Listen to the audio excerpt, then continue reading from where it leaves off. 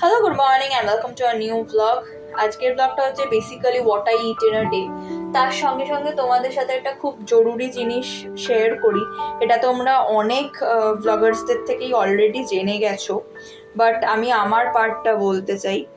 এইভাবে যদি গ্যাসের প্রবলেম চলতে থাকে এবং রিজলভড না হয়, তাহলে সত্যি সত্যি আমার ক্লাউড কিচেন বন্ধ করে দেওয়া ছাড়া আর কোনো রাস্তা থাকবে না।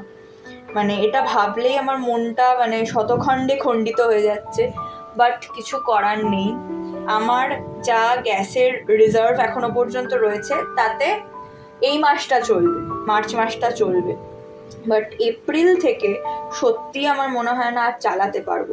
আর সত্যি কথা বলতে কি, induction is not the sole replacement or substitute of gas. গ্যাসে এমন অনেক কিছু করা যায় যেটা ইন্ডাকশানে সম্ভবই নয়। আর তার থেকেও বড় কথা, সব ইউটেন্সিলস কিন্তু ইন্ডাকশন প্রুফ নয় আমার ক্ষেত্রে অ্যাটলিস্ট। তোমার কিছু কিছু আইটেম করা ঠিক আছে যাবে, কিন্তু সবকটার ক্ষেত্রে, বিশেষ করে গ্রেভিজের ক্ষেত্রে, সেভারিজের ক্ষেত্রে, একটা চিজ কেক বানালাম, একটা মাফিন বানালাম, কি চকলেটস বানালাম, সেটা আলাদা ব্যাপার, কিন্তু গ্রেভিজের ক্ষেত্রে আমার মনে হয় না এটা চালানো খুব একটা সম্ভব হবে বলে আমার পক্ষে। তো সেটা ভাবলে সত্যি মন খারাপ হচ্ছে। আর মন খারাপ ঠিক করার জন্য মা তো এসেছিল আইসক্রিম নিয়ে। তো ওরা সবাই গল্প করছিল যখন আমি ওই পাউরুটিগুলো বানিয়ে দিয়েছিলাম বিকেলবেলা খাওয়ার জন্য।